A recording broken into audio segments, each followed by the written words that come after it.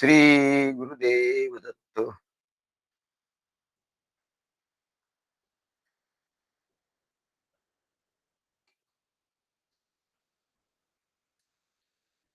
श्री नामदेव महाराजांच्या हरिपाठाच्या अभंगावर आपलं प्रवचन सुरू आहे. या हा चौथा अभंग आहे. याचा पूर्वार्ध आपण मागच्या वेळेला बघितला. आज आपण याचा उत्तरार्ध बघायचा आहे. कासवीची दृष्टी जे येई जे भेटी, तै अमृताची सृष्टी घडे त्यासी. तैसे हे भजन श्रीरामाचे ध्यान, वाचे नारायण अमृतमय. धन्य त्याचे कुळ सदा पैसकळ, दिन निशिपळ राम नाम. नामा म्हणे चोखट भक्त तो उत्तम, वाचेशी सुगम राम नाम. तेव्हा ज्ञानेश्वर नामदेव महाराज सांगतात की जसं प्रेमाच्या स्मरणाचं महात्म्य आहे. कासवीची दृष्टी जै येई जे भेटी, तै अमृताची सृष्टी घडे त्याशी. तेव्हा त्याला अमृताची सृष्टी, सर्व सृष्टी ही अमृतमय दिसायला लागते. मागच्या वेळेला जसं सांगितलं की प्रेमाचं स्मरण, प्रेमाच्या स्मरणाचं जसं महात्म्य आहे, तसंच प्रेमाच्या दृष्टीचं महात्म्य आहे.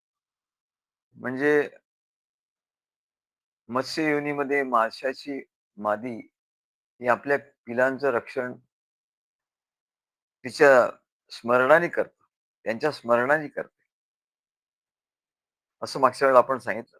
तेव्हा या स्मरणाचं जसं महात्म्य आहे, तसं प्रेमाच्या दृष्टीचंही महात्म्य आहे.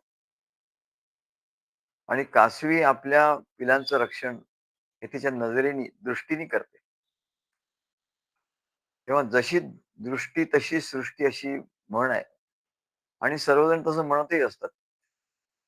आपण सर्व म्हणतो जशी सृष्टी तशी, जशी दृष्टी तशी सृष्टी. तेव्हा पण दिसतं तसं नसतं असंही म्हणतात. म्हणून जग फसतं. बघा कसं, म्हण कशी आली आहे, दृष्टी तशी सृष्टी. दृष्टी ही आपल्या आतून आलेली आहे. तशी सृष्टी आपल्याला बाहेर दिसते. आपल्या आत दृष्टी आहे तशी, त्या दृष्टीने पाहिल्यानंतर सृष्टी आपल्याला बाहेर दिसते तशी. पण ती जशी दिसते ना बाहेर, काय, तर त्याला दुसरी म्हण आहे, दिसतं तसं नसतं म्हणून जग फसतं.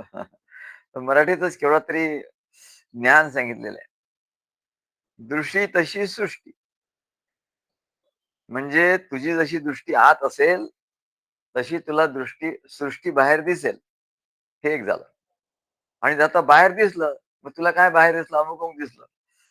पण हे लक्षात ठेव, दिसतं तसं नसतं आणि म्हणून जग फसतं. असं सांगतात. तेव्हा आतली दृष्टी जी आहे ती खरी आहे. बाहेरच्या बाहेरचं जे तुला दिसतं या दृष्टीने, ते खोटं आहे. म्हणून दृष्टी तशी सृष्टी. आतली तुझी दृष्टी आहे, त्या दृष्टीने तू सृष्टी निर्माण करतो आणि मग स्वतःच त्या सृष्टीकडे बघतो आणि तू फसतो. तेव्हा परंतु असं लाखो लोकांमधून कोणीतरी एखादाच असा प्रत्यक्ष अनुभव घेतो. दृष्टी तशी सृष्टी. असा अनुभव कोण घेतो? विरळा मनुष्य. लाखो लोकातून एक असा घेतो. आणि तो लाखो लोकांमधून एक असणारा म्हणजे तो सद्गुरू भक्तच असला पाहिजे. त्या सद्गुरू भक्तालाच तशी दृष्टी प्राप्त होते. इतरांना तशी दृष्टी प्राप्त होत नाही. दुसरा कोणीही तसा अनुभव घेऊ शकत नाही. म्हणून कुठलाही अनुभव मनुष्याला त्याच्या ठिकाणी आल्याशिवाय या सृष्टीत तसा अनुभव येऊ शकत नाही.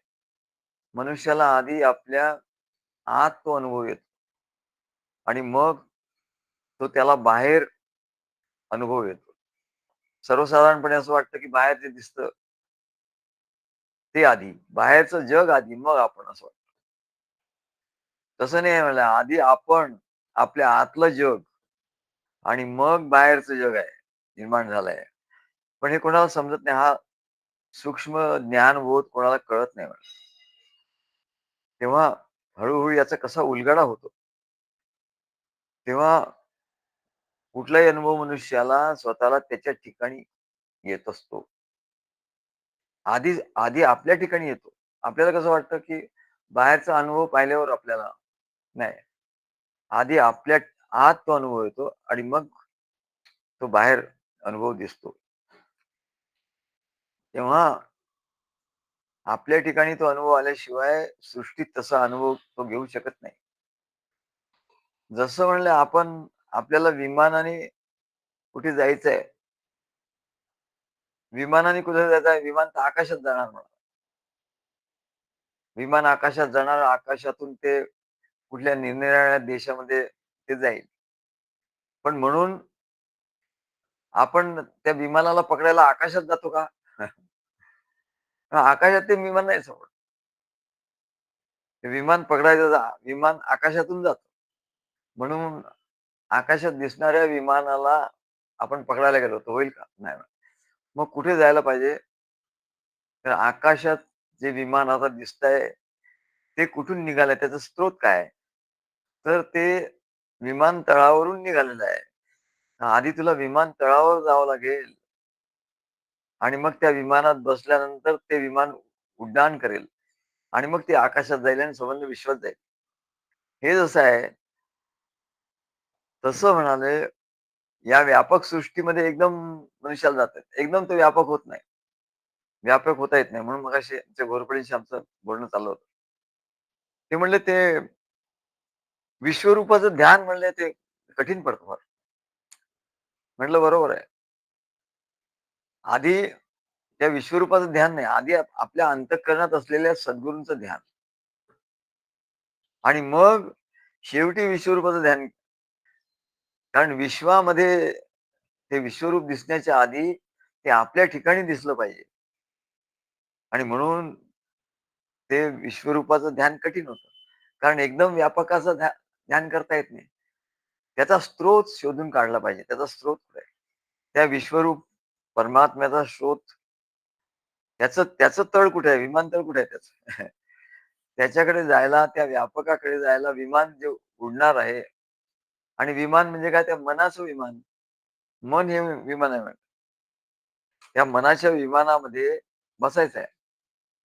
तर मनाचं विमान कुठे? हृदयामध्ये. हृदयामध्ये आहे त्या चिदाकाश हृदयातल्या आकाशाला चिदाकाश असं म्हणतात. तर चिदाकाश हे त्या मनाचं विमानतळ आहे ना आणि त्या विमानतळावर जाऊन म्हणजे आत जाऊन आधी आत अनुभव. थोडक्यात काय तर आत आधी अनुभव जेव्हा आपण घेतो, तेव्हा आपल्याला व्यापक तो अनुभव बाह्य विश्वात दिसतो. नाहीतर नाही दिसणार.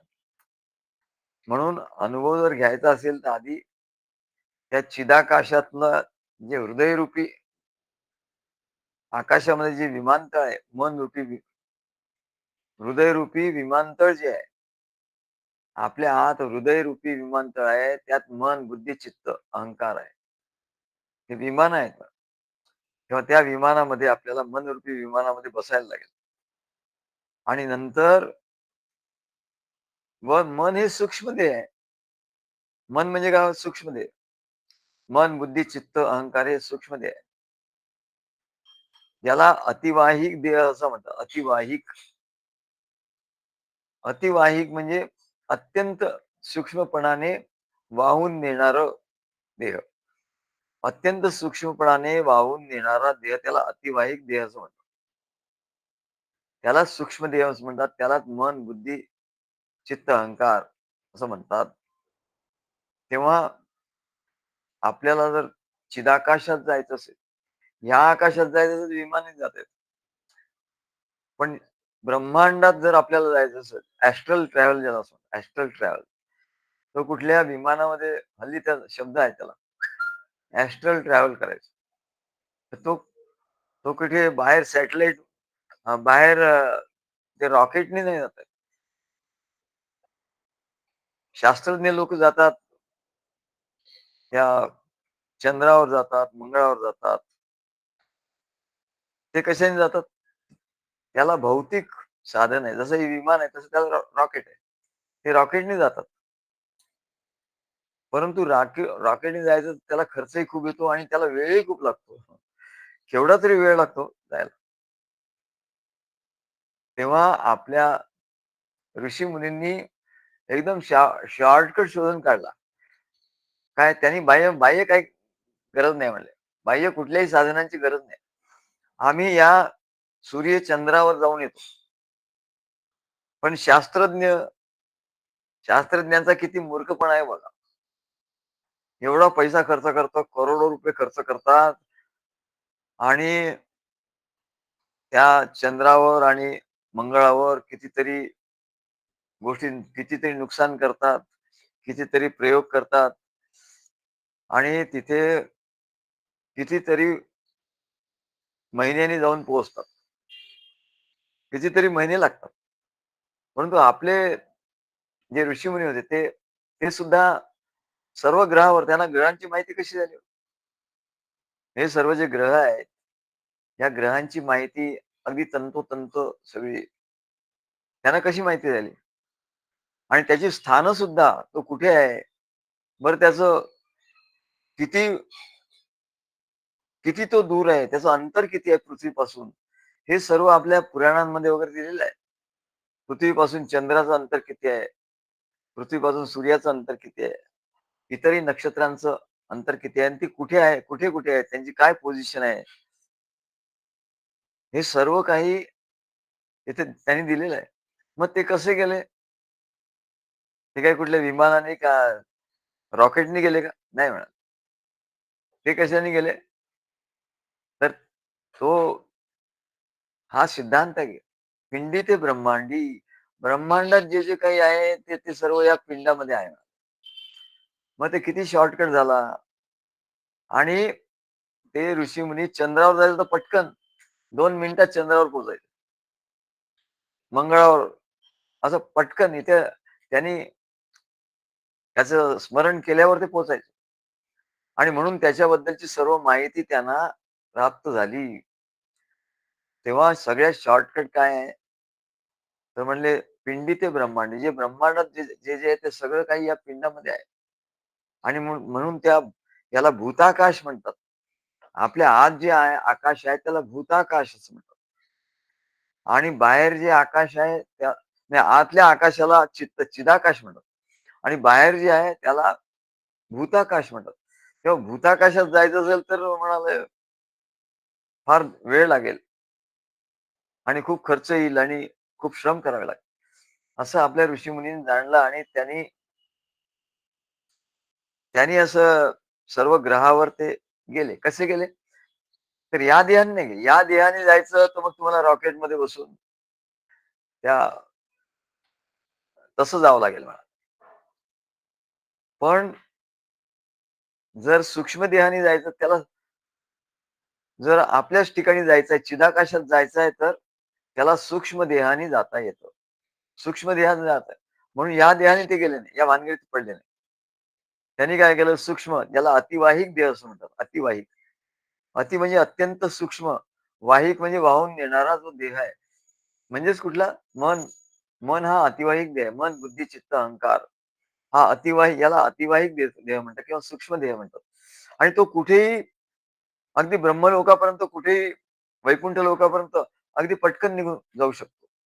त्याने इच्छा करावी आणि त्याने तिथे जावं. कारण चिदाकाश हे एकच आहे म्हणजे. त्याच्यात दूर जवळ असं काही नाही. त्यात काळाचा भेद नाही. काळ, स्पेस ज्याला असं म्हणतात, देश-काल, देश-काल, वस्तू आदी भेद तिथे नाहीये. चिदाकाशामध्ये देश, काळ, वस्तू हे भेद नाहीये. परंतु या भूताकाशामध्ये जे आपल्याला आकाश दिसतं आणि याच्यात जी सृष्टी दिसते, आता जे ब्रह्मांड दिसतं, त्याच्यात मात्र देश-कालादी भेद आहेत आणि म्हणून तिथे पोहोचायला तेवढा वेळ लागतो. पण सूक्ष्म देहाने हे त्यांनी ओळखलं, हे त्यांनी जाणलं समाधीमध्ये आणि त्यांनी आपल्या हा जड देह इथेच ठेवला आणि सूक्ष्म देहाने ते आत आत गेले म्हणा. म्हणजे ब्रह्मांडाचं द्वार काय आहे? आपलं अंतःकरण जे आहे ना, हृदय जे आहे, ते या ब्रह्मांडाचं द्वार आहे. तिथून तो शॉर्टकट आहे म्हणले. तेव्हा हे जगत जे आहे ते प्रोजेक्शन आहे. ते फक्त दिसतं. ते पोहोचवू शकत नाही तिथे आणि म्हणून किंवा पोहोचायचं असेल तर त्याला फार काळ लागतो. तेव्हा आपल्याला पटकन जायचं असेल, या विश्वात संचार करायचा असेल, तर आपण आपल्या आत जायचं. आत जाण्याचा हा मार्ग आहे. त्याला चिदाकाश असं म्हणतात. त्या चिदाकाशातून जावं लागतं. म्हणून शंकराचार्य म्हणतात, "विश्वं दर्पण दृश्यमान नगरी, व्याप्तं निजांतर्गतम्, पश्यन् आत्मनि मायया बहिर्भूतं यथा निद्रया." हे विश्व जे आहे म्हणजे ते दर्पणासारखं आहे. मोठ्या आरशासारखं आहे आणि आत जे काही आहे, ते बाहेर दिसतं. खरं आहे आतच. सगळी सृष्टी वगैरे, ब्रह्मांड वगैरे आतच आहेत. पण ते बाहेर दिसतात. कारण जड जे आहे, देह हा जड झाला. त्याच्यामुळे आणि बाहेर इंद्रिय ही बाहेर बघतात आणि म्हणून त्याला बाहेर दिसतं. खरं आहे ते आत. निजांतर्गतम बहिरिवो भूतम यथा निद्रया. बाहेर असल्यासारखं वाटतं, पण असतं ते आत. तेव्हा ते सांगतात, हे जग म्हणजे संपूर्ण जग आरशात दिसणाऱ्या एखाद्या नगरीसारखं आहे. तेव्हा त्या जगात जायचं आपल्याला. सर्व ब्रह्मांडात जायचं आहे. तर आपल्याला आपल्या आत जायला पाहिजे आणि आत गेल्यानंतर मग आपण अगदी कमी वेळात, अगदी थोड्या वेळात, काही खर्च न लागता संपूर्ण ब्रह्मांडामध्ये जाऊन येऊ शकतो. त्याला हल्लीचे सायकॉलॉजीवाले ॲस्ट्रल ट्रॅव्हल असं म्हणतात. तेव्हा ते सांगतात, की आपल्या ऋषीमुनींनी हा शोध लावला, की तू आत आणि हे जगत कसं निर्माण झालं म्हणा. पुष्कळ गहन विषय आहे. पण थोडक्यात आपण सांगू, की बाहेर जे दिसतं ते खरं नाही, हा गहन विषय. पण असं तर वाटतं तर आपल्याला, की बाहेर आहे तेच खरं आहे. कारण इंद्रिय आहे ना. इंद्रिय हे बहिर्मुख आहे आणि इंद्रियाला बाहेर काही असेल तर कळणार, नाही तर नाही कळणार. म्हणून आपल्याला असं वाटतं, की बाहेर काहीतरी आहे, भिंत आहे, अमुक आहे, जगत आहे, बिल्डिंग आहे, हे सगळं व्यक्ती आहे. हे सगळं घनीभूत झालेलं आहे. मागच्या वेळेला जसं सांगितलं, की सगळं जगत कशापासून निर्माण झालंय? सूक्ष्म द्रव्यापासून निर्माण झालं आणि सायन्स सुद्धा मान्य करतं, की सूक्ष्म याच्यापासून निर्माण झालं. मग ते सूक्ष्म काय आहे?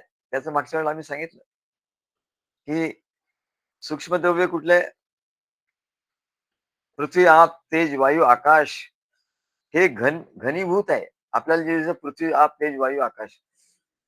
मग त्याच्यातलं सूक्ष्म काय आहे? कुठल्या सूक्ष्म पदार्थापासून ते झालेलं आहे? तर ते त्या 7 पदार्थांपासून झालेले. 7ही पदार्थ सूक्ष्म आहेत. शब्द, स्पर्श, रूप, रस, गंध हे त्याचा स्रोत आहे. आकाशाचा स्रोत शब्द आहे. म्हणून म्हणतात ओंकारापासून सर्व सृष्टी झाली. असं का म्हणतात? आधी आकाश झाला.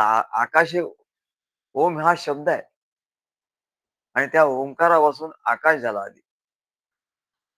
आकाश झालं, मग वायू झाला, मग अग्नी झालं, मग जल झालं आणि मग पृथ्वी झाली. असे पंचमहाभूत झाले. ते घनीभूत झाले. हे समजायला जरा कठीण आहे. पण याचं जे सूक्ष्म रूप आहे, जसं पाणी कसं निर्माण झालं? शास्त्रज्ञ लोक सांगतात ना, CO2 काय? त्याचं काही सूत्र ते सांगतात. तिथे 2 ऑक्सिजन आणि हायड्रोजन याचं मिक्सचर झालं आणि पाणी झालं. मग पाणी तर दिसतं, पण हायड्रोजन, ऑक्सिजन काही दिसत नाही. तो दिसतात का? ते वायू आहेत. ते तर वायूच आहेत. ते दिसत नाही. मग पाणी दिसतं. मग पाणी कशापासून निर्माण झालं? त्या 2 वायूपासून निर्माण, वायूपासून पाणी निर्माण झालं. पृथ्वी, आप, तेज, वायू. पृथ्वी, आप, तेज, वायू, आकाश. तेव्हा ते पाणी दिसतं म्हणाले. का? तर ते घनीभूत झालं. मग ते घनीभूत कसं झालं याचंही मोठं शास्त्र आहे. आणि हे शास्त्र आपल्या इकडेच आहे हां. आपल्या ह्याच्यातून त्यांनी पुढे ते शास्त्र घेतलं. हे आपल्याला दिसतं का मग आणि घनीभूत कसं झालं? 7 सूक्ष्म महाभूत आहेत. पृथ्वी, आप, तेज, वायू, आकाश. त्याची सूक्ष्म जे स्त्रोत आहे ते शब्द, स्पर्श, रूप, रस, गंध. ते दिसत नाही म्हणजे, पण त्याच्यापासून आले आणि मन, बुद्धी हे, हे 7. 5 अन् 2 7. या द्रव्याचं मिश्रण झालं. मग ते मिश्रण कसं झालं त्याचंही शास्त्र सांगतात, की आकाश एक वर्तुळ जर घेतलं आपण, तर आकाश कसं, आकाश आपल्याला दिसतं. का दिसतं? तर ते घनीभूत झालं. कसं घनीभूत झालं? तर म्हणले आकाश तत्वामध्ये समजा वर्तुळ आपण घेतलं, त्याच्यात अर्धा अर्धा भाग केला. 2 अर्धे भाग केले एका वर्तुळाचे. तर त्याच्यातला वरचा जो पूर्ण अर्धवर्तुळ आहे, तो म्हणजे आकाश तत्व. आणि खालचा जो अर्धवर्तुळ आहे, त्याच्यात पृथ्वी, आप, तेज, वायू. पृथ्वी, आप, तेज, वायू म्हणजे 4. तर खालच्या अर्धवर्तुळाचे 4 भाग केले. केवढं शास्त्र आहे आपल्या ह्याच्यात. संपूर्ण एक वर्तुळ आहे, आकाश तत्व समजा आपण म्हणतोय, की आकाश आपल्याला दिसतं. तसंच प्रत्येक तत्व आपल्याला दिसतं. पण ते आकाश दिसतं ते कसं तयार झालं? आकाश कशाचं तयार झालं? कशापासून झालं? तर त्याचं असं कोष्टक आपल्या ऋषींनी दिलेलं आहे. एक वर्तुळ काढलं त्याला आकाश म्हटलं, तर त्याचा 2 अर्धे भाग कल्पिले, 2 भाग इक्वल अशी कल्पना आहे. तर त्याच्यामधलं पहिला जो अर्धा भाग आहे, तो आकाश तत्व, पूर्ण आकाश तत्व आहे, अर्धा भाग. आणि उरलेला जो अर्धा भाग आहे, त्यात पृथ्वी, आप, तेज, वायू म्हणजे उरलेले महाभूत 4 ते समप्रमाणात तिथे आहेत. आणि असं मिळून, पूर्ण मिळून त्याचं एकीकरण झालं, त्याचं संघटन झालं. ते एकत्र एकमेकात मिसळले आणि म्हणून हे आकाश तयार झालं. तसं वायू कसा तयार झाला? तर म्हणले एक, परत ते वर्तुळ घेतलं, त्याचे 2 भाग केले आणि त्या 2 भागापैकी वरचा भाग वायू आणि खालचे खालचे 4 भाग आकाश, पृथ्वी, आप, तेज आणि आकाश असे 4 भाग. असं मिळून वायुतत्व झालं. तशा याच्याप्रमाणे हे सर्व तत्व असे झाले म्हणा. आणि म्हणून ते आपल्याला दिसतात. वास्तविक ते नाही आहेत म्हणाला. ते वास्तविक नाही. हे त्यांची घटना अशी झाली, घटना. आणि मग ते आपल्याला दिसायला लागले. म्हणून बाहेर जे दिसतं, ते बाहेर नाही, आधी आत आहे म्हणून. जन्म होतो मनुष्याचा, आधी गर्भात होतो. त्याच्या आधी तो दिसतो का? नाही म्हणाले. मग काय? तर आधी एक बीज असतं आणि त्या 2 बीजांचं संघटन होतं आणि मग गर्भामध्ये त्याची वाढ होते हळू आणि मग तो पूर्ण होतो, तेव्हा तो बाहेर येतो, तेव्हा लोकांना दिसतो. पण आधी एवढं सूक्ष्म असतो तो दिसतच नाही मला. दुर्बिणीतून दिसतो. ज्याला स्पर्म म्हणतात, तो दुर्बिणीतून दिसतो. पण त्याचे दुर्बिणीतून दिसतं तेही बीज आहे म्हणजे तेही स्थूलच आहे. त्याच्या आधीची जी अवस्था आहे, ती जी अवस्था आहे, ती सूक्ष्म अवस्था आहे. ती ह्या 7 गोष्टींनी ते तयार होतं. तेव्हा या सूक्ष्म महाभूतांनी शब्द, स्पर्श, रूप, रस, गंध आणि मन आणि बुद्धी हे सूक्ष्म तत्व आहेत. तेव्हा घटना कुठून सुरू होते? तर आपल्या आतूनच सुरू होते. बाळाचा जन्म होतो तो आतूनच होतो की नाही? का बाहेरून होतो? आता आकाशाचं वगैरे आपण बघतो, आपला जन्म व्हायच्या आधी ते आहेत म्हणून. आपल्याला वाटतं की हे आधी झालं. पण ते झालं त्याच्या आधी सुद्धा ते सूक्ष्मच होतं. म्हणून बहिर्भूतम यथा दृश्यते असं म्हटलं. तेव्हा बाहेरचं जे आहे ते बरोबर हे नाही आहे. बरं झालं तर झालं, पण काही काळाने त्याचा नाश होणार आहे. म्हणून ते खोटं आहे. नाही हो दिसतं, अरे पण दिसतं तसं नसतं असं तूच म्हणतो ना, म्हणून जग फसतं. हेच आहे म्हणायचं. काय? तेव्हा ते आतून आत आहे म्हणायचं सगळं आणि आतून ते बाहेर येतं. पण हे सृष्टी परमेश्वराच्या आत होती, तिथून बाहेर आली. ओम पासून, ओमच्या आत होती सगळी सृष्टी, ती बाहेर आली. आधी होती का? नाही. नंतर राहणार आहे का? नाही.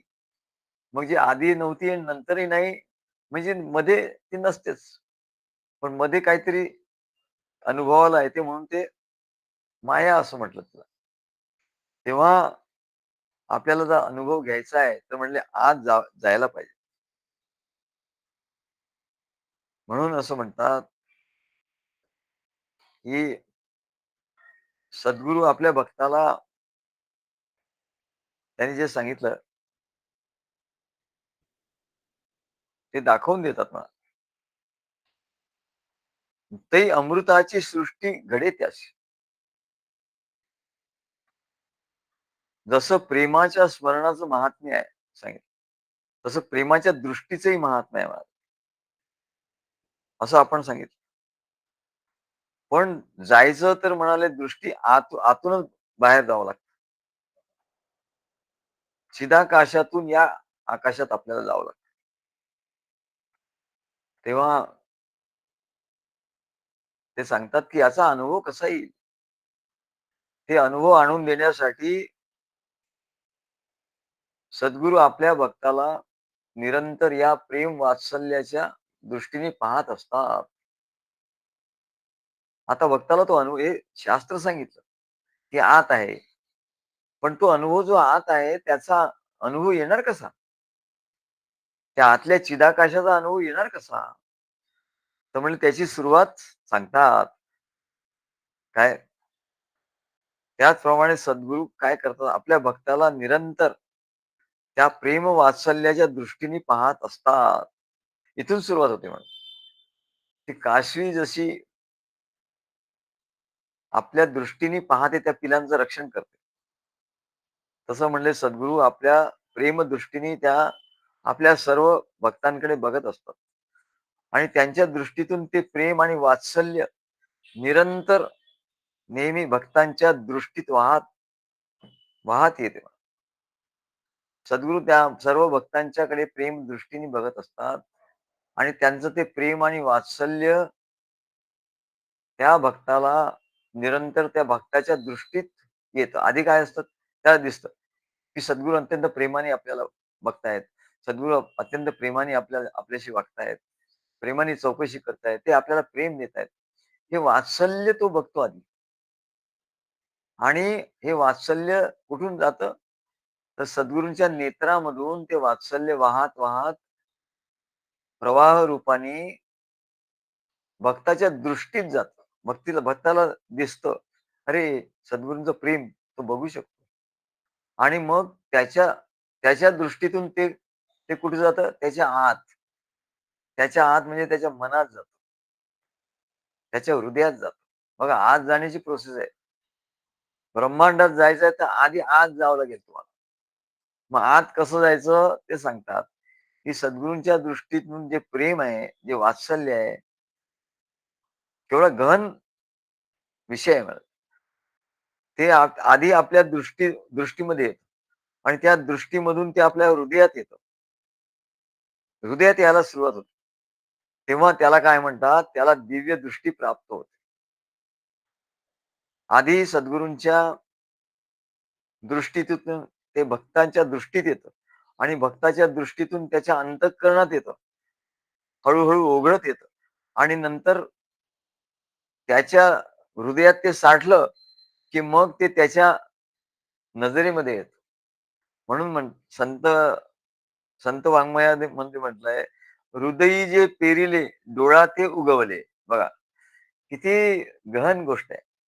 सद्गुरूंनी हृदयामध्ये आपलं प्रेमाची पेरणी केली आणि ते प्रेम पूर्ण तिथे भरून राहिलं आणि मग ते कुठे उगवलं? डोळाजे उगवले. हृदयी जे घातले, हृदयी जे पेरले, डोळा ते उगवले. हे ती भाषा एवढी गहन असते म्हणजे कोणाला कळणार नाही. डोळ्यातून उगवतो. आधी त्यांच्या दृष्टीतून ते अंतःकरणात भक्ताच्या अंतःकरणात जातं आणि भक्ताच्या अंतःकरणात गेल्यानंतर ते त्या भक्ताच्या डोळ्यापर्यंत येतं. मग त्याला तशी दृष्टी प्राप्त होते. त्याला दिव्य दृष्टी असं म्हणतात. मागे आपण बघितलं गीतेमध्ये हा विषय. त्या अर्जुनाला दिव्य दृष्टी दिली म्हणजे काय दिलं? तेव्हा या दिव्य दृष्टीने तो व्यापक विश्वात प्रवेश करतो. ही आतली दृष्टी त्याच्या दृष्टीमध्ये येते, या दृष्टीमध्ये आणि मग तो व्यापक विश्वात प्रवेश करतो आणि भगवंताच्या विश्वरूपाचे दर्शन घेऊन त्याचं ध्यान करू शकतो. असं म्हणजे अर्जुनाला जी दिव्य दृष्टी प्राप्त झाली ती अशी झाली म्हणा. श्रीकृष्णाच्या दृष्टीतलं प्रेम.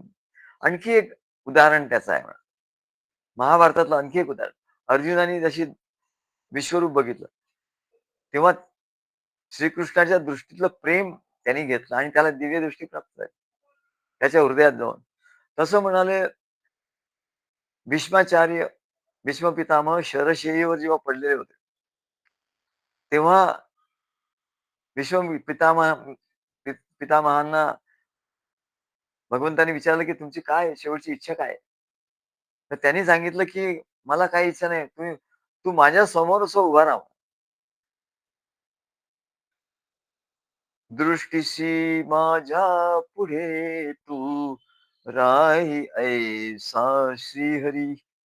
असं भीष्म पितामह आमच्या काव्यात आम्ही लिहिलंय, की भीष्म पितामहाने सांगितलं, की माझ्या दृष्टीपुढे तू राहा आणि मी तुला बघत, बघत, बघत तुझं प्रेम माझ्या दृष्टीत साठवत, साठवत मी मला ते दिव्य दृष्टी प्राप्त होईल. म्हणून भगवंताला त्यांनी पुढे असं उभं राहायला सांगितलं आणि त्यांच्या नजरेतलं प्रेम ते भक्त होते. भीष्म पितामह भगवान श्रीकृष्णाचे भक्त होते. जरी ते विरुद्ध बाजूला होते तरी. आणि त्याने त्या भगवंताच्या नजरेतलं प्रेम घेतलं आणि त्यांचं मन, बुद्धी, चित्त हे सर्व प्रेमाने पूर्ण भरून गेलं. आणि पूर्ण प्रेमाने भरल्यानंतर त्या त्या भीष्म पितामहांना त्या व्यापक अशा परमात्म्याचं विश्वरूपाचं दर्शन झालं आणि मग त्यांनी प्राण सोडला. असं आहे. तेव्हा इथे सगळीकडे म्हणलं हेच तत्व, हेच इक्वेशन लागू आहे सगळीकडे. तेव्हा एक एक भावगीत फार चांगलं भावगीत होतं आम्ही. आमची बहीण होती ती आता देवाघरी गेली. ती आम्हाला नेहमी निजवताना एक भावगीत म्हणायची. अशी बरेच भावगीत म्हणत होती. तिचा आवाज एवढा चांगला होता. आम्हाला असे मांडीवर घेऊन थोपटायची आणि आम्हाला ते भावगीत म्हणायची. ती सगळी पाठ असायची. त्याच्यामुळे आम्हाला पाठ झाली. निजल्या तान्यावरी माऊली दृष्टी सारखी करी. निजल्या तान्यावरी माऊली तिचा कलिजा जवळी निजला. तिचा कलिजा. आता बघा परत हृदय आलं हृदय आणि तिची दृष्टी. सगळीकडे हेच इक्वेशन आहे, पण कोणाला समजत नाही. निजल्या तान्यावरी माऊली. हे तर नेहमीच म्हणले, हे एवढं गहन ज्ञान आहे, पण अनुभवाच्या दृष्टीने ते एकच आहे. व्यवहारातला अनुभव सुद्धा असाच आहे, की की आई आणि बालक याचा जो यातलं जे वात्सल्य आहे, ते तेच आहे म्हणा. निजल्या तान्यावरी माऊली दृष्टी सारखी करी. ते एकटक दृष्टीने बघत राहत. तान्हा बाळ निजला, की त्याच्याकडे माऊली आपली दृष्टीने बघत राहते. तिचा कलिजा जवळी निजला. तिच्या जवळ तो कलिजा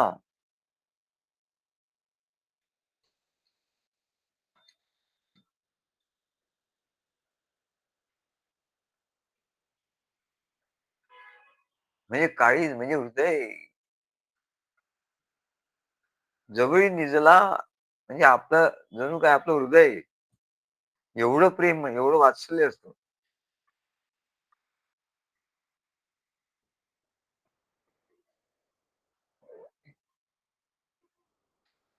तिचा कलिजा जवळी निजला, जीवा पलीकडे जपे त्याजला आणि जीवापलीकडे त्याला आपल्या जीवापेक्षा सुद्धा त्याला जास्त ती जपत असते. कुरवाळूनी चिमण्या राजाला. आता आम्हाला कसं पाठ झालं हो. ते रोज आम्हाला घेऊन झोपायचे आणि ते म्हणायचे. म्हणून आम्हाला पाठ झालं. नाही तर या वयात पाठ करायला गोष्टी पाठ होत नाही म्हणजे कुठल्या. जे आधीचे संस्कार असतात तेच असतात. जीवा पलीकडे जपे त्याजला, कुरवाळूनी चिमण्या राजाला, चुंबीवरचे वरी त्याचं चुंबन सारखं घेतं. त्याला कुरवाळते. असं जे मातेचं वात्सल्य आहे, हे रूपक आहे म्हणा. हे जसं उदाहरण आहे वात्सल्य, तसं सद्गुरूंना आपल्या भक्तांच्या बद्दल वात्सल्य असतं. तसं परमेश्वराला आपल्या भक्तांच्या बद्दलचं वात्सल्य असतं. हाच अनुभव आहे म्हणा. इथे बघितलं तर हा अनुभव एवढा सोपा आहे. एवढं काही कठीण आहे का हो? म्हणून भक्ती सोपी आहे. अनुभव कठीण आहे, पण तो कठीण अनुभव घेण्याला लागणारी भक्ती सोपी आहे. किती सोपी आहे? निजल्या तान्यावरी माऊली दृष्टी सारखी करी, तिचा कलिजा जवळी निजला, जीवा पलीकडे.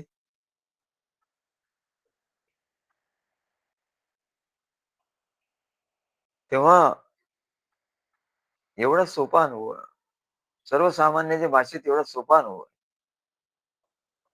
पण कठीण एवढा कठीण अनुभव नाही का, तो एवढा सोपा होतो. बस असंच हे भावगीत आहे ना, त्या कवीने लिहिलं. मातेच्या वात्सल्याचं वर्णन केलं. पण ते ईश्वराचं वात्सल्य तसंच आहे ना. अगदी डिक्टो तसंच. म्हणून आता आम्ही सांगतो, की ही काही वाचण्या लिहिण्याची गोष्ट नाही म्हणा. हा आमचा प्रत्यक्ष अनुभव आहे. आम्ही काही कासवीच्या दृष्टीतलं पिलाबद्दलचं वात्सल्य प्रेम मागितलं नाही. पण आमचे सद्गुरू श्री अवधूत स्वामी महाराज त्यांच्या दृष्टीत आम्ही बघितलं. आम्ही त्यांच्या दृष्टीतून त्याचा अनुभव घेतला. काय त्या कासवीच्या दृष्टीचा अनुभव घेतला किंवा आईला काय अनुभव येत असेल, त्यांच्या दृष्टीतलं आम्ही आमच्याबद्दलचं प्रेम आणि वात्सल्य बघितलं.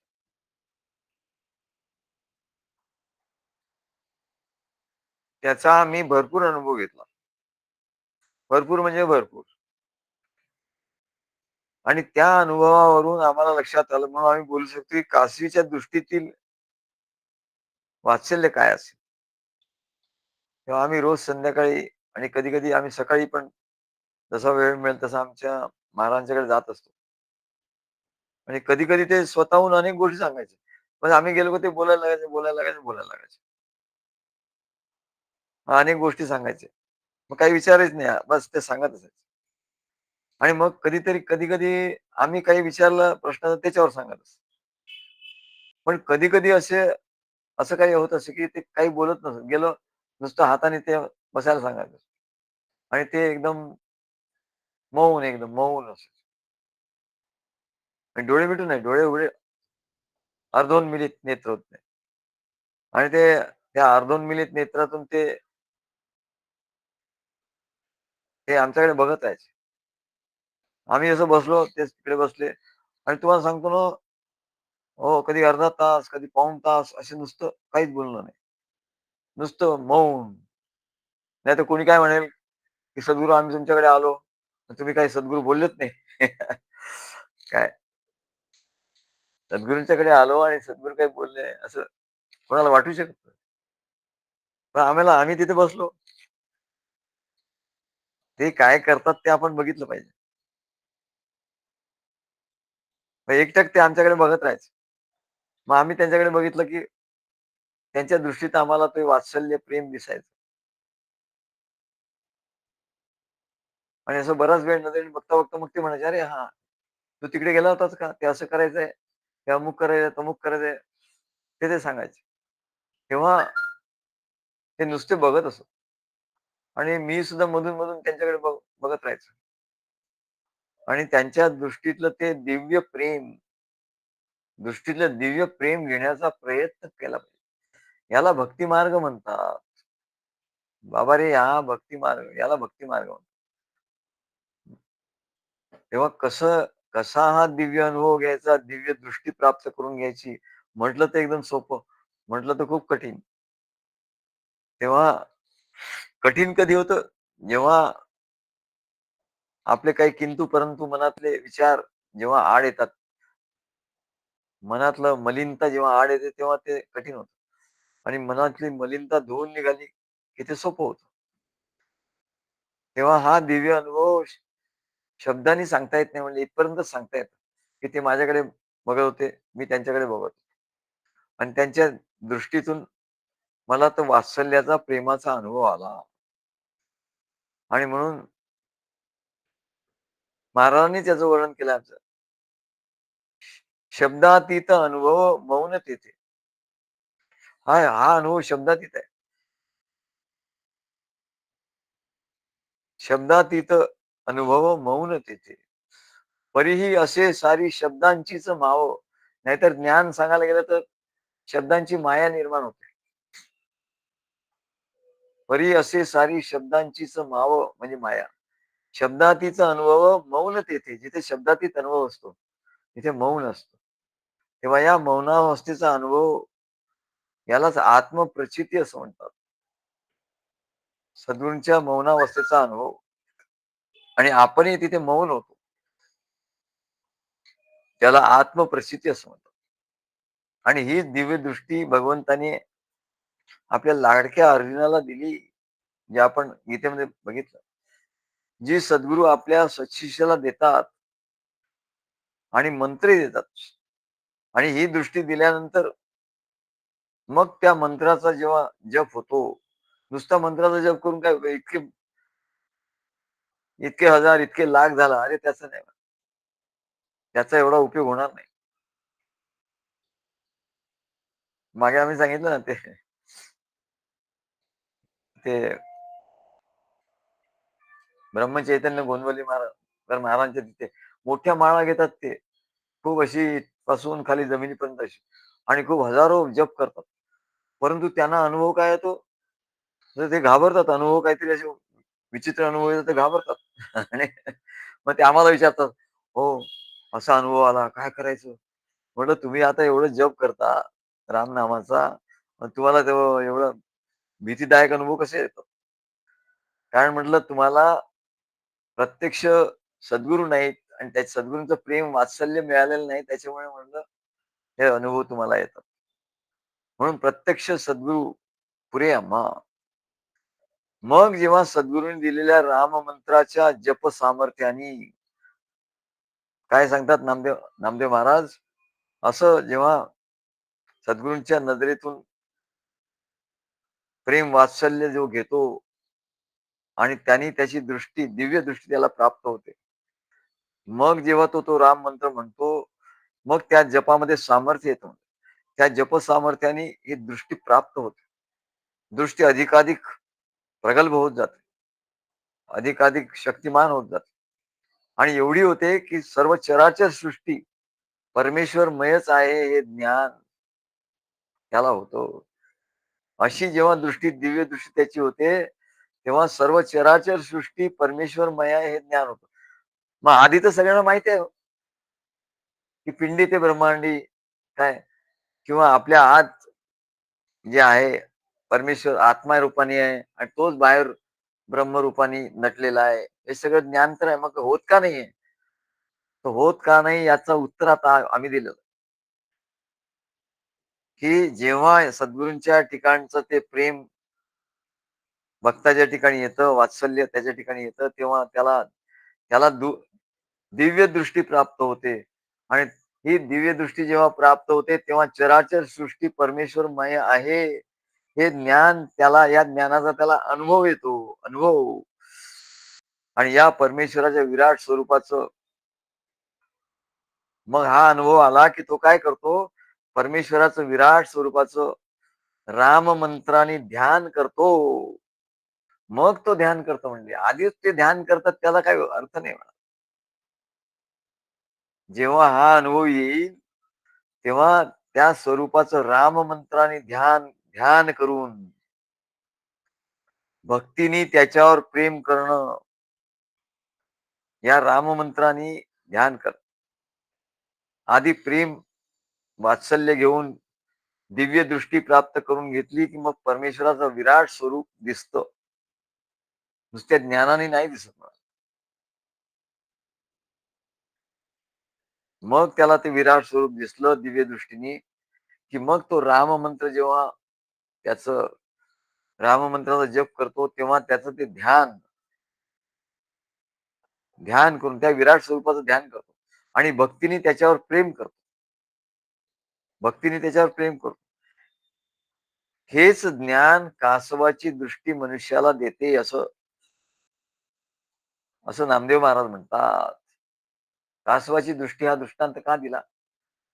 तर त्याची प्रोसेस सांगितली, की आत्मस्वरूपाचा अनुभव हृदयात येतो आणि ते कशाने येतो? सद्गुरूंच्या कृपा दृष्टीने येतो. आणि मग ती कृपा दृष्टीनी दिव्य दृष्टी प्राप्त होते. दिव्य दृष्टीने विराट स्वरूप दिसायला लागतं. आणि मग राममंत्राने त्याचं ध्यान होतं आणि भक्तीने त्याच्यावर प्रेम झालं, की मग त्या आत्मस्वरूपाचा आणि परमात्मा स्वरूपाचा अनुभव आपल्या ठिकाणी आतच येतो. हेच ज्ञान त्यांना सांगायचं आहे कासवाच्या दृष्टीने. तेव्हा हा राममंत्र म्हणजे काय आहे? सद्गुरूंनी संप्रदाय देताना दिलेला अत्यंत गुह्य आणि पवित्र असा मंत्र आहे. आणि गुरुशिष्य परंपरेने मिळालेला हा गुरुमंत्र आहे. आणि या गुरुमंत्राचा अर्थ सांगून त्याचं ज्ञान सद्गुरू देतात. कारण ध्यान करायचं तर ज्ञान पाहिजे ना. म्हणून सांगतात, "अरे, याचा याचा अर्थ असा आहे, याचा अर्थ असा आहे." आणि त्या ज्ञानाचं ध्यान कर आणि सद्गुरूंचं ध्यान करून त्या ज्ञानाने तू त्या सद्गुरूंचं ध्यान कर. तेव्हा तेव्हा त्या जपामध्ये सामर्थ्य येतं. आणि त्या शब्दाने दिलेल्या आणि शब्दांनी समजलेल्या ज्ञानाचं रूपांतर सूक्ष्म जाणीवेमध्ये होतं. सूक्ष्म जाणीव. अहंकार अहंकारामुळे अधःपतन होतं. त्या अहंकाराचं ट्रान्सफॉर्मेशन होतं. तो अहंकार बदलून जातो आणि त्याचं अहंकाराचं रूपांतर जाणीवेमध्ये होतं. ही अत्यंत दृढ आणि सखोल झालेली जाणीव जी आहे, म्हणजेच ती दिव्य दृष्टी. तेव्हा दिव्य दृष्टी पूर्ण होते. म्हणजे जाणीव मिळाली, की दिव्य दृष्टी पूर्ण होते. आणि अशा राममंत्राचं ज्ञानाने ध्यान करायचं. ज्ञानात ध्यानं विशिष्य. ती जाणीव प्राप्त करून घेऊन सद्गुरूच्या दृष्टीतील वात्सल्य प्रेमाचा अनुभव घेऊन परमेश्वराच्या विराट स्वरूपावर त्याच दृष्टीने, त्याच्या भक्तीने आणि सद्गुरु रूपाच्या ध्यानाने प्रेम करणं, हे ज्ञान कुठून होतं आपल्याला? कासवाच्या दृष्टीतून होतं मनुष्याला हे ज्ञान, असं नामदेव महाराज सांगतात. तेव्हा ज्ञानेश्वर महाराज काय म्हणतात? आता आपल्याकडे प्रमाण पाहिजे. काय हो, तुम्ही सांगितले, पण याला दुसरं काही प्रमाण द्या. तर पूर्वी आमचं प्रवचन व्हायचं किरण मुळेंच्या घरी, राहत्या गृही. ज्ञानेश्वरीवर आमचं प्रवचन व्हायचं. तर तेव्हा त्या अध्यायामधलं 12व्या अध्यायामधलं ते सद्गुरूंची दृष्टी कशी असते? त्या दृष्टीचं एवढं बहारदार वर्णन त्या ज्ञानेश्वर महाराजांनी केलंय. म्हणजे आम्ही इथे सांगतो म्हणून नाही, आमचाही अनुभव आम्ही सांगतो. नामदेव महाराजांचाही अनुभव त्यांनी सांगितला. ज्ञानेश्वर महाराज काय म्हणतात बघूया. फार सुंदर त्यांनी. या सद्गुरूंच्या प्रेम, वात्सल्य आणि कृपादृष्टीचं वर्णन ज्ञानेश्वर महाराजांनी अत्यंत बहारदारपणे केलंय. जय जय वो शुद्धे. आता नुसतं त्याचा अर्थ नाही सांगत मी. तुम्हाला आपोआप कळेल. नाहीतर अर्थ सांगायला उशीर होईल. जय जय वो शुद्धे. कशाचं वर्णन आहे? सद्गुरूंच्या सद्गुरूंचं वर्णन नाहीये. सद्गुरूंची जी कृपा दृष्टी आहे, दृष्टीचं वर्णन आहे म्हणाले. आणि त्या दृष्टीतून आपल्याला दिव्य दृष्टी कशी प्राप्त होते, याचं वर्णन आहे. बघा, सद्गुरूंच्या दृष्टीचं वर्णन आहे. जय जय ओ शुद्धे, उदारे प्रसिद्धे. उदार आहे म्हणा आणि प्रसिद्ध आहे. अनवरत आनंदे वर्षती. की अनवरत त्या दृष्टीतून आनंदाचा वर्षाव होतो. अशी ती सद्गुरूंची दृष्टी आहे. विषय व्याळे मिठी. संसारामध्ये विषय रूपी सर्पाने मिठी घातली आहे म्हणाले. दिधलिया नुठी ताठी, ते तुझी एक गुरुकृपा दृष्टी निर्विषय होय. विषय रूपी सर्पानी अजगराने मिठी घातली आणि ती दिठी दृष्टीमध्ये कायम झाली, दृढ झाली. तिचा विळखा असा पडला म्हणाला. मग ती निघणार कशी? ते तुझी एक गुरुकृपा दृष्टी. गुरुकृपा दृष्टी. ते तुझी ये गुरुकृपा दृष्टी निर्विषय होय. निर्विषय होय.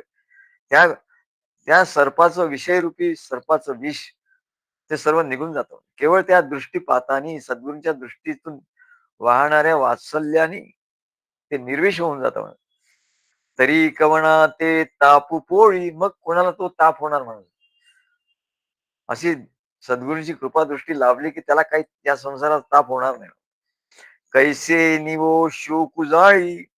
मग त्याला शोक कसा जाळणार? तो जाळू शकत नाही.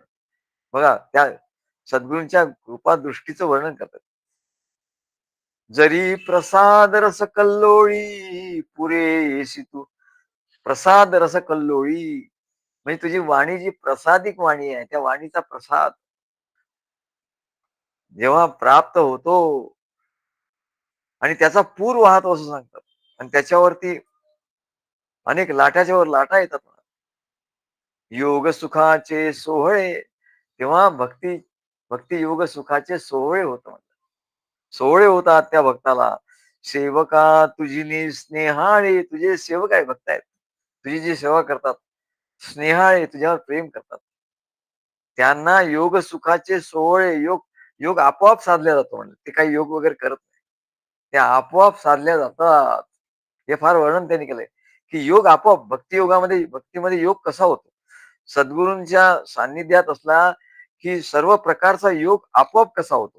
ते त्यांनी वर्णन केलंय. सोहम सिद्धीचे लळे. सोहम सिद्धी मिळते सद्गुरूंच्या जवळ असताना.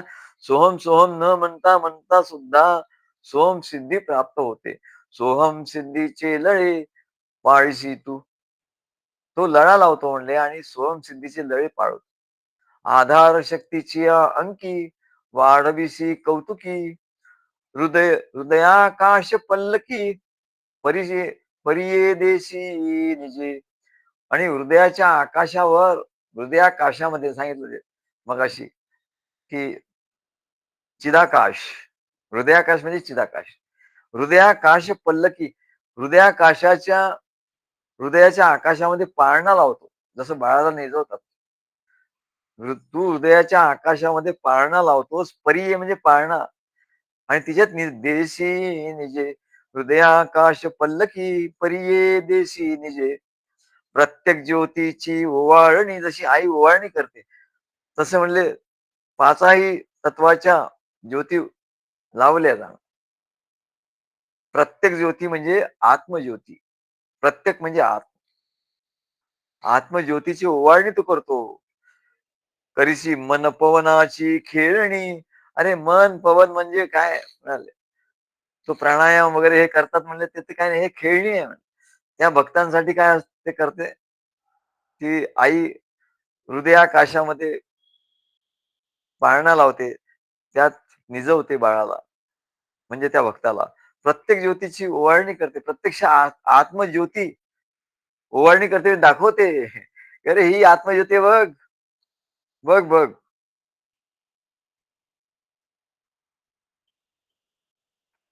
करीसी मन पवनाची खेळणी.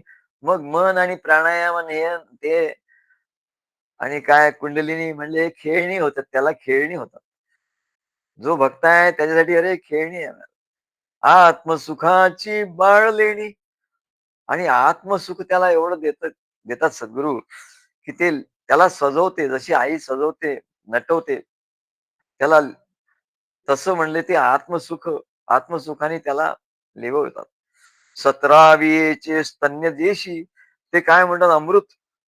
त्या योग्यांच्या ठिकाणी ते खेचरी मुद्रा करतात. मग ते अमृत वाहतं. अरे एवढं त्यांना करावंच लागत नाही म्हणले भक्तांना. 17चे स्तन्य देशी. 17वी म्हणजे ती अमृत. ती खेचरी मुद्रा केल्यानंतर जे अमृत प्राप्त होतं, ती 17वी कला म्हणतात त्याला. 16 कला असतात आणि 17वी कला चंद्राच्या 16 कला असतात. तो चंद्र तो आकाशात आहे तसा म्हणले आपल्या देहातही आहे. आणि त्या आपल्या देहात असलेल्या चंद्राच्या मधून ते अमृत प्रवाहित होतं. ते अमृत प्रवाहित होतं. कसं सहज. 17चे स्तन्य देशी म्हणजे आई जसं त्या बाळाला स्तनपान देते, तसं म्हणले सद्गुरू त्याला आयतं सगळं मांडीवर झोपवून त्याला 17वीचं अमृत पाजतात म्हणाले. किती सहज, सहज. 17चे स्तन्यदेशी अनुहताचा हल्लरुगाशी. त्याला त्या अनाहत सहज येतो. अहो हृदयातच तर सगळे अनाहत नाद कुठून येतो? हृदयातून येतो. हृदयातून त्याचं स्त्रोत कुठे आहे? तर हृदयात आहे. त्या हृदयातच तर सगळं म्हणजे तो सद्गुरूंचं सगळं काय किमया तर हृदयातच आहे. 17चे स्तन्यदेशी अनहताचा हल्लरुगाशी अनहत नादाचा पाळणा गातात म्हणजे. गायन करतात अनहताच. समाधी बोधे निजविशी बुजावूनी आणि समाधी बोधे त्या भक्ताचं झोपणं म्हणजे समाधी. आणि त्याचं दूध पिणं म्हणजे 17वीचं स्तन्य, 17व्या कलेचं. आणि मनपवनाची त्याचा प्राणायाम, प्रत्याहार, धारणा, ध्यान सगळे काय म्हणाले? मनपवन हे खेळणी आहे म्हणजे. आत्मज्योती त्याला दिसते ती प्रत्येक ज्योतीची ओवाळणी. समाधी बोधे निजवशी बुजावणी. बुजावणी म्हणजे जाणीव करून देऊन, ज्ञान देऊन. म्हणून साधुका तू माऊली. मग माऊली कोणाला म्हटलंय? सद्गुरू तो माऊली आहे, पण इथे ज्ञानेश्वर महाराजांनी त्यांच्या दृष्टीला माऊली म्हटलं. म्हणून साधका तू माऊली, पिके सारस्वत तुझ्या पाऊली. त्याचं पीक येतं म्हणले त्या भक्ताच्या ठिकाणी. सारस्वत म्हणजे या ज्ञानाचं पीकच्या पीक येतं म्हणाले.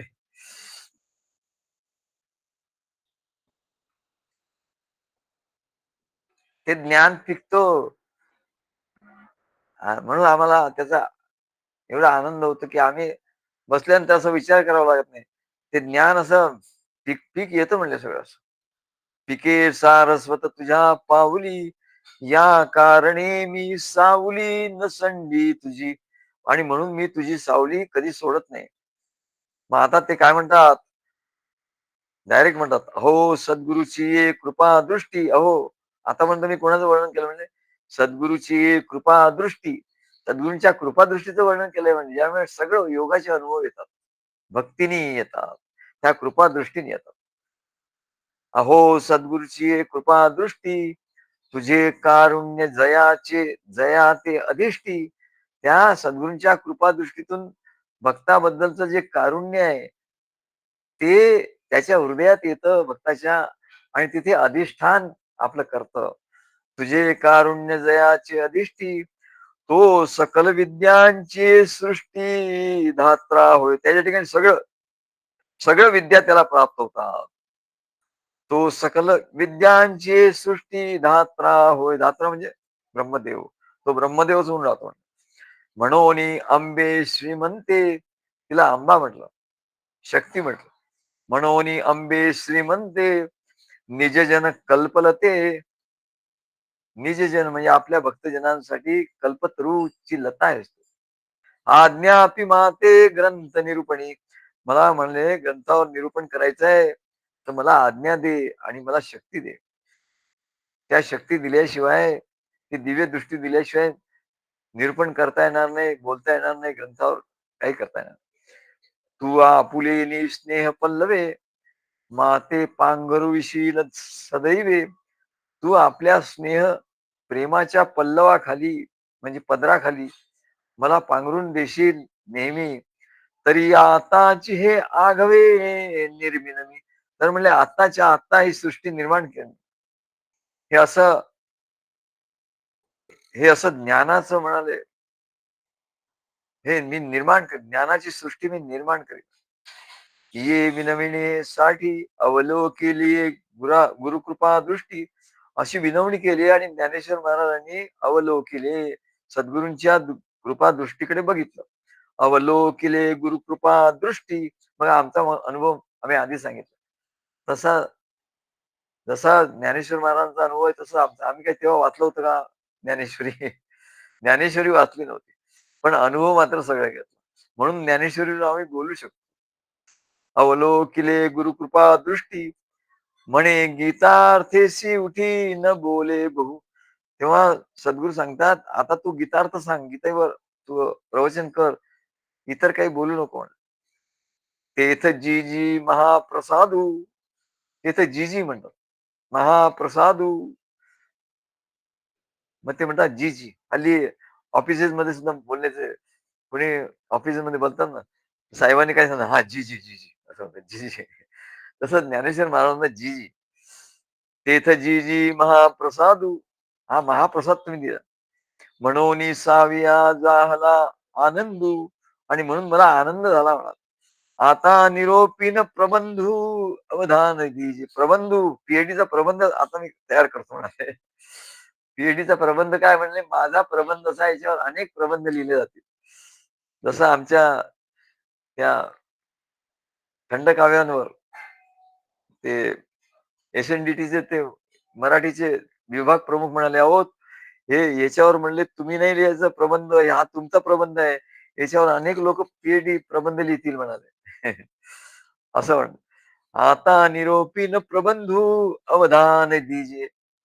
तेव्हा अशा तऱ्हेने आपल्या भोवतालची जी सृष्टी आहे, त्या सृष्टीचं योग्य ज्ञान प्राप्त करून घेऊन मनुष्य आपल्या जीवनाचं सार्थक करून घेऊ शकतो.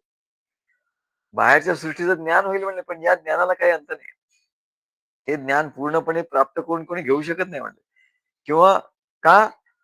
तर change is the order of the day. अरे सारखी सृष्टी बदलत आहे म्हणाले. बदलणाऱ्या सृष्टीचं ज्ञानही बदलते, तू काय घेतोय? सगळे लगेच तू ज्ञान घ्यायला जाशील तर ते आउटडेटेड होऊन जाईल म्हणजे तेवढं. जेवढं ज्ञान घ्यायला जाईल ते आउटडेटेड होणार. परत घेशील परत आउटडेटेड होणार.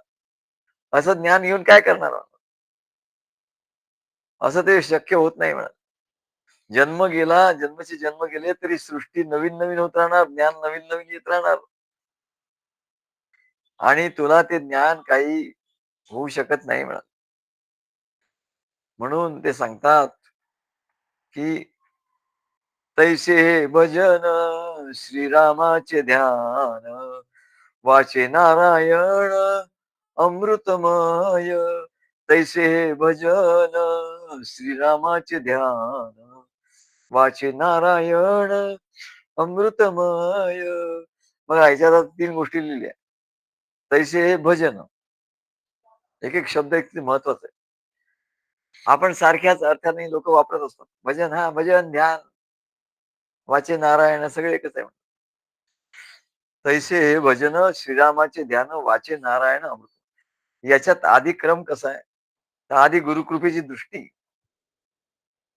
ते सांगितलं आपण. आणि त्या गुरुकृपेच्या दृष्टीने मग आपल्याला ती दिव्य दृष्टी प्राप्त होते. आणि ती दिव्य दृष्टी प्राप्त झाली की मग हा मंत्र देऊन ठेवलेला आहे. श्रीराम वाचे नारायण हा देऊन ठेवलेला आहे म्हणाले. वाचे नारायण. वाचिनी नारायण नारायण म्हणायचं काय? जो मंत्र दिला असेल तो म्हणायचा. आणि ध्यान करायचं, श्रीरामाचं ध्यान करायचं. आणि मग त्याचं भजन करायचं. तर याच्यामध्ये हा क्रम सांगितला. म्हणून आम्ही त्या मागे ध्यान सांगताना सांगितलं, की ध्यान कसं करायचं? आता मंत्र म्हणायचं. तर मंत्राच्या सुरुवातीला सद्गुरूंचं ध्यान, सद्गुरूंची मूर्ती आधी आठवायची. म्हणजे ध्यान आणि भजन एकदम एकदाच ध्यान आणि स्मरण सायमल्टेनियसली होतं. म्हणजे तेच ध्यान आणि तेच स्मरण. ध्यान आणि स्मरण.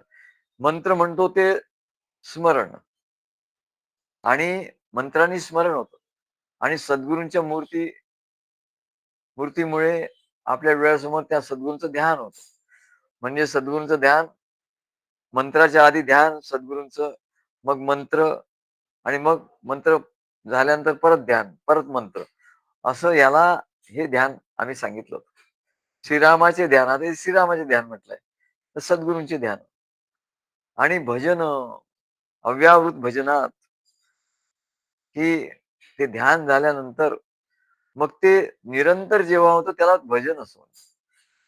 मग काही स्मरण करावं लागत नाही वाटतं. मग ते प्रत्येक गोष्ट करताना त्याचं स्मरण राहतं. प्रत्येक गोष्ट करत असताना त्याचं अवधान राहतं, त्याला भजन असं म्हणतात.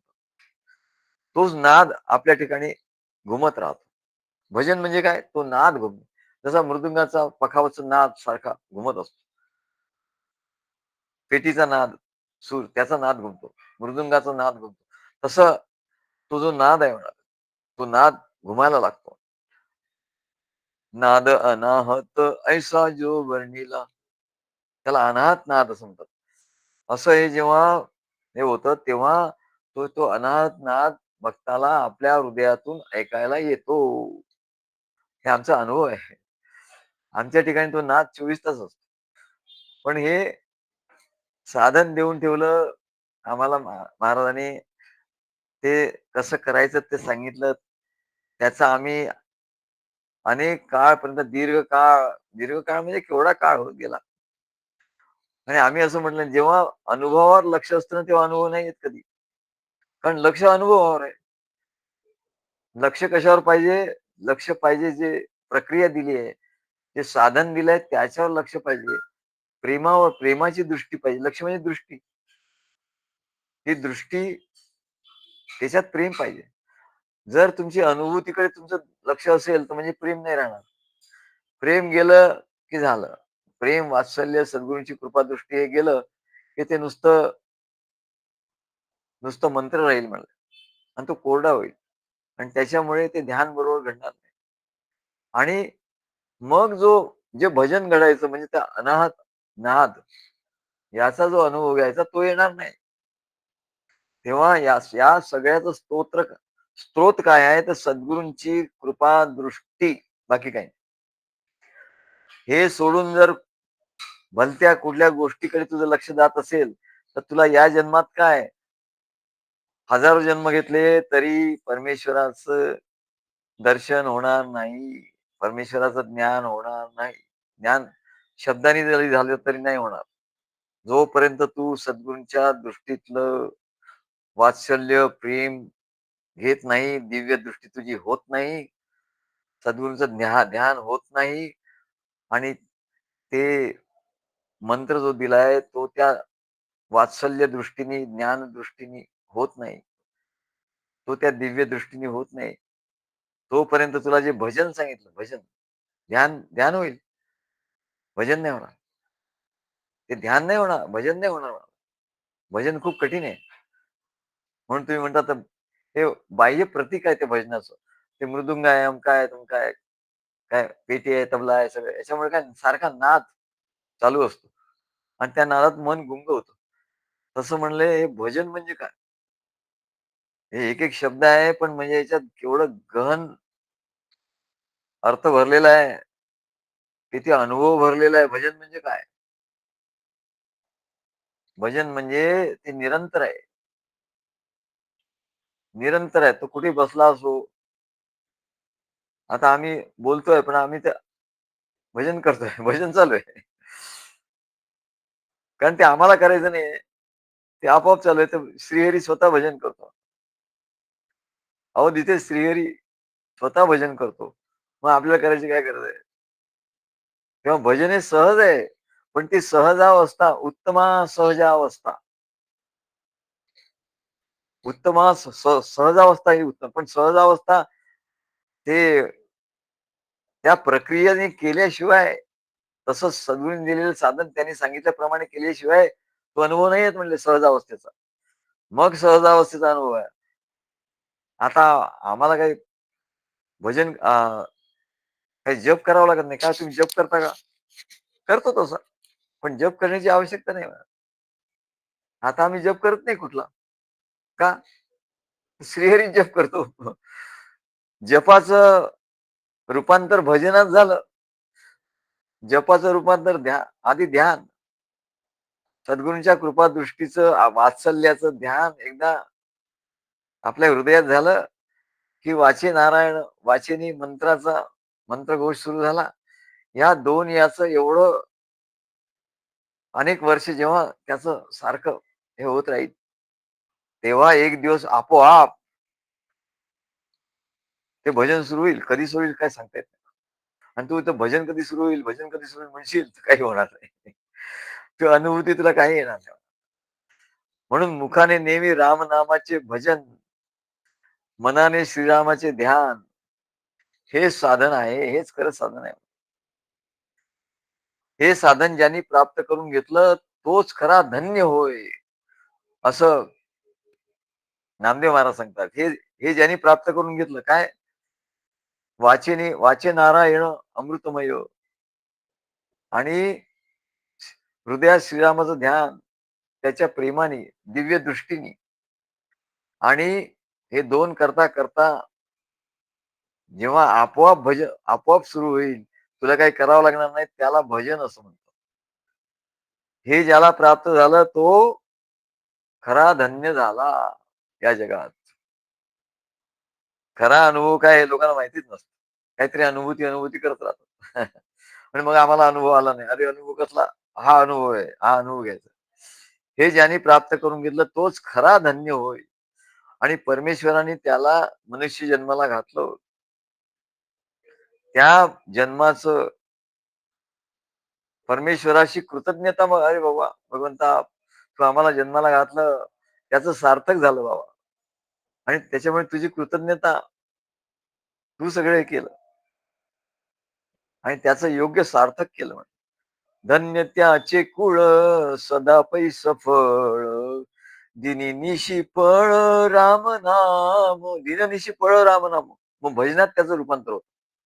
शब्द साधे दिसतात, पण अर्थ गहन आहे म्हणा. धन्य धन्य त्याचे कुळ सदा पैस फळ. त्याचा संबंध कुळ, तो एकटा नाही म्हणाले. त्याच्या पुढच्या मागच्या 10 पिढ्या, मागच्या 10 पिढ्या आणि पुढच्या 10 पिढ्या. ते धन्य होतात. धन्य त्याचे कुळ सदा पैस आणि नेहमी त्यांना यश यश मिळतं. दिननिशी पळ राम नाम. कारण काय? तर दिननिशी त्याचं भजन चालू आहे म्हणाले. तेव्हा आपल्या मात्या-पित्यांचं सांसारिक कुळ आणि गुरु परंपरेचं संत कुळ, हे दोन्ही कुळ आहेत म्हणा. या दोन्ही कुळांचा जो दीपक कुलदीपक झाला, तोच भक्त शिरोमणी, त्याला भक्त शिरोमणी असे म्हणतात. कोणत्याही कुळात त्याचा जन्म झाला असला, मग कुठल्याही कुळात त्याचा जन्म हो. जन्माने तू कुठल्याही कुळात येवो, तोच खरा ब्राह्मण होय बघा. म्हणून आपल्याकडे ज्या कोणी येतात, त्याचा आपण कुळ विचारत नाही. तुझी जात काय, पात काय, कुठल्या कुळात तू जन्म झाला, काही विचारत नाही. का?